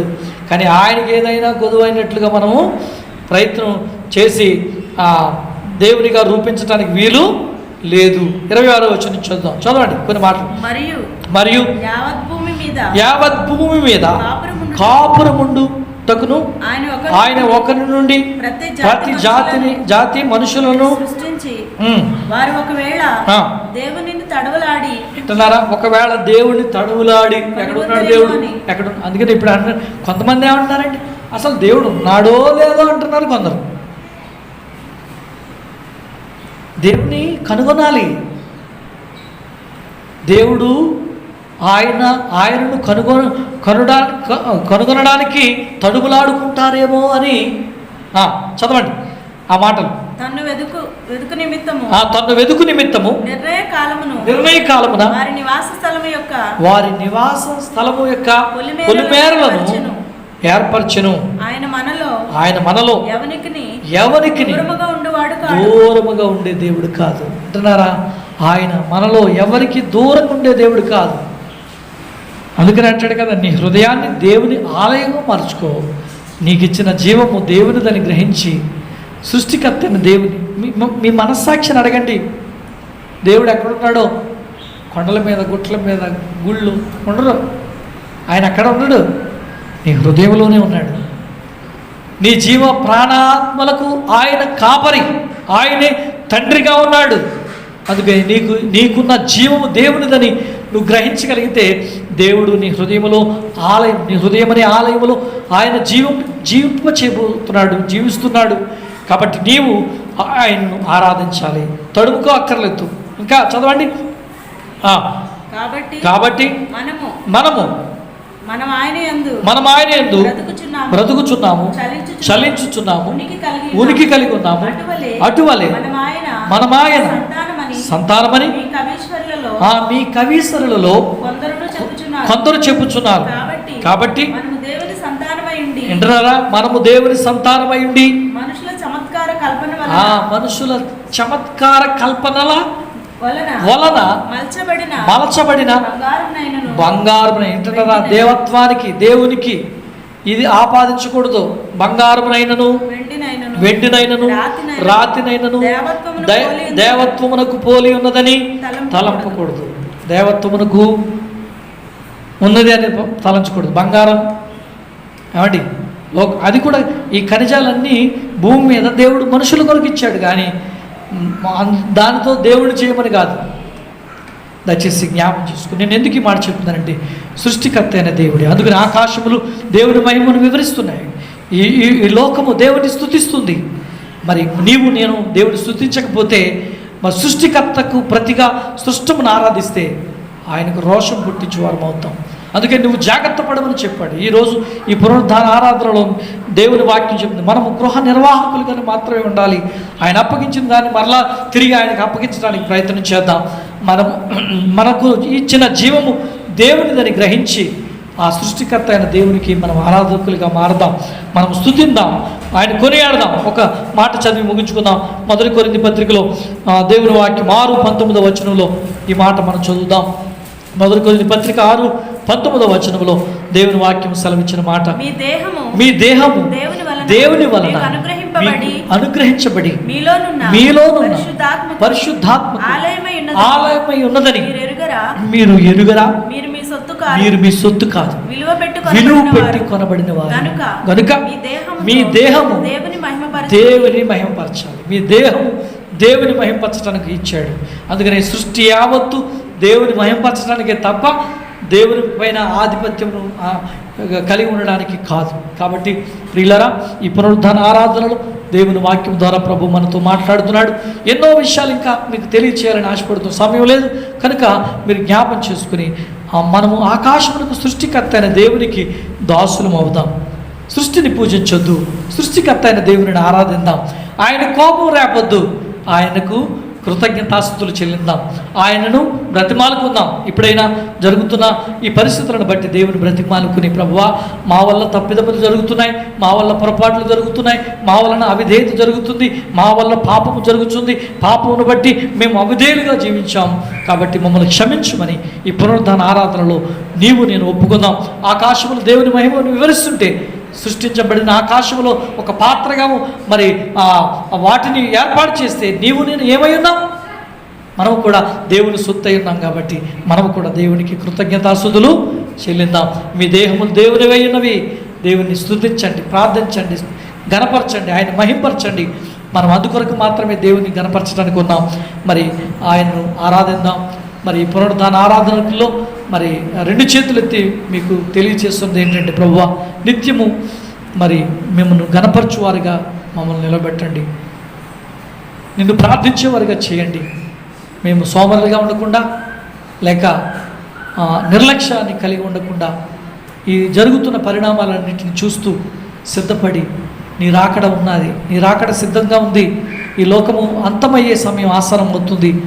మేము మా కుటుంబాలతో కలిసి ప్రార్థిస్తాం, మహిమను దేవునికి ఘనతను ఆరోపిస్తాం, ఆయనకి మాత్రమే ఘనత చెల్లించి స్తుతులు చెల్లిస్తాం అని చెప్పి ఒక తీర్మానంతో మనం ముందుకు సాగుదాం. సృష్టికర్త అయిన దేవుని ఘనపరచండి, సృష్టమును ఆరాధించొద్దు. ఆకాశం, సూర్యచంద్ర నక్షత్రాలు అన్నీ పడిపోతాయి ఒక దినాన్ని. మరి దేవుడు మాత్రమే నిత్యము నిలిచేవాడు. ఆయనకు ప్రార్థన చేస్తూ ఆయనను ఆరాధిద్దాం. ఆయన మనిషి కుమారుడికి లోకానికి వచ్చాడు, మనందరి పాపములు తన మీద వేసుకున్నాడు. మరి మన కొరకు నిత్య జీవాన్ని ఇవ్వడానికి వచ్చాడు క్రీస్తును మీరు ప్రభువుగా ఆరాధించండి, స్తుతించండి, ఆయన నామాన్ని మహింపరచండి, ఆయనకు ప్రియ పిల్లలుగా జీవించడానికి ఇష్టపడతాం. ప్రార్థన చేసుకుందాం. తల వంచి కళ్ళు మూసుకురండి. నాతో కలిసి మీరు ఏకీవించండి. ప్రభువా ఈ ఉదయ కాలంలో ఈ పరిశుద్ధ ఆరాధనలో మీరు మా దేవుడు అని, ఈ లోకంలో ఉన్నది సృష్టి యావత్తు దేవుడు కాదని, దేవునిచే నిర్మించబడిన మరి పదార్థములని వీటిని గుర్తించుటకు సహాయం చేయి. అవి కూడా నీ చేతి పనిని ప్రచురం చేస్తున్నాయి. ఆకాశము, సూర్యచంద్ర నక్షత్రములు చేతి పనిని ప్రచురం చేస్తున్నాయి. అలాగే మేము కూడా నీ నామాన్ని ప్రకటిస్తూ ఉండాలి, స్తుతించాలి, గణపరచాలి. నీవు మా కొరకు చేసిన కార్యములన్నిటినీ జ్ఞాపకం చేసుకోవాలి. మేము గృహ నిర్వాహకులము మాత్రమే. మరి సమస్త భూమి నీదే నైనా, ఆ భూమి ఆకాశములు సృష్టికర్తవు నీవు కాబట్టి నిన్ను స్తుతించి, నిన్ను ఆరాధించి, నీ నామాన్ని గణపరచుటకే మమ్మల్ని ఏర్పాటు చేసుకున్నావు. మరి భూమి మీద ఇంకా అనేక మంది ప్రజలు దేవుణ్ణి తడువులాడుతూ ఉన్నారు. దానితో ప్రభువా వారితో కూడా మీరు మాట్లాడండి. అయ్యా సృష్టికర్త అయిన దేవుడే నాకు దేవుడై ఉన్నాడని వారు గ్రహించుటకు కృపనివ్వండి.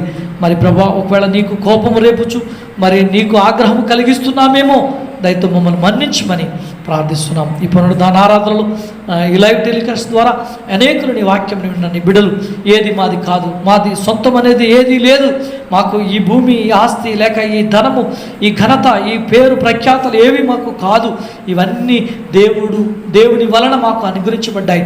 ఆయనను మాత్రమే మేము స్తుతించాలి. మా జీవితంలో మాకు ఏది ఇచ్చినా అది నీ కృపే ప్రభువా అని మేము తెలియపరచాలి. అట్టి కృప మా ప్రియ సంఘానికి మరి ప్రియులకు మీరు అందించండి. ఇంకా తడుములాడుతున్న వారితో మాట్లాడండి, సత్యమును గ్రహించే వారిగా చేయమని, ఈ సువార్త ద్వారా వారి జీవితాలు మార్చుకుని నీ వైపు తిరిగే మనసు దయచేయమని, మహిమ ఘనత ప్రభావాలు మీరు పొందమని యేసు పరిశుద్ధ నామమున అడుగుతున్నాము మా పరమ తండ్రి, ఆమేన్. తండ్రి యొక్క ప్రేమయు, కుమారుని కృపయు, పరిశుద్ధాత్మక అన్యోన్య సహవాసం ఇప్పుడును మా ప్రియులకును వారి గృహములో ఉండి ఈ యొక్క లైవ్ టెలికాస్ట్ వింటున్న ప్రియులందరికీ, ఈ వాక్యంను వింటున్న ప్రియులందరికీ నీ సన్నిధి కృప సదాకాలము తోడైండునుగాక. ఆమేన్. ఆశీర్వాదంబుల్ మా మీద వర్షింపచేయుమీసా, ఆశతో నమ్మియున్నాము